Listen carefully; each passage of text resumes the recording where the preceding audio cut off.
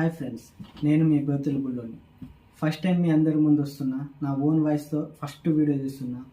ఈ వీడియో ఏం చేద్దాం అనుకుంటున్నా అంటే ఫ్రెండ్స్, మన లవ్ ఫెయిలియర్స్ బాయ్స్ ఉంటారు కదా, వాళ్ళ గురించి వాళ్ళకు ఒకటి చెప్పాలనుకుంటున్నా ఫ్రెండ్స్.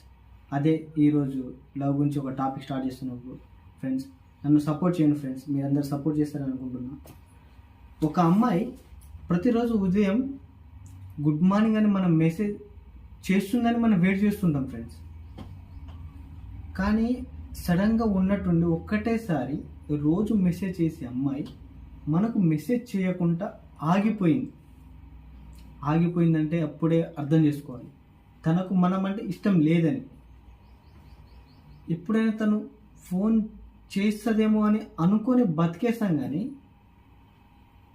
ఆమె ఫోన్ చేయదు, మనం వాళ్ళతో మాట్లాడలేము. చెప్పిన ప్రతి మాట నిజమే, చేసిన ప్రతి ఫీల్ హృదయమే, కానీ ఆమె వెళ్ళింది నిజమే, మళ్ళీ రాదని తెలిసింది నిజమే.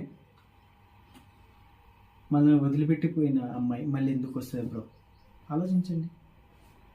ప్రేమించాను కానీ పల్లెకి కట్టిన కళను ఆమె పక్కదారి తొక్కేసింది ఫ్రెండ్స్. ఒక మాట కూడా చెప్పకుండా వెళ్ళిపోయింది, కానీ ఎప్పుడు ఉండే జ్ఞాపకాలను వదిలిపెట్టిపోయింది. ఇప్పుడు ఎవరైనా నవ్వితే భయం వేస్తుంది, ఎవరైనా దగ్గరయ్యాక వాళ్ళు కూడా వెళ్ళిపోతారని అనిపిస్తుంది. బాధ అంటే కన్నీళ్ళు కాదు బ్రో, బాధ అంటే నవ్వుతూ ఒకప్పుడు ఆమె ఉండేది అని తలుచుకొని నిస్సాయంగా బ్రతకడమే బాధ అంటే. అసలు బాధ అంటే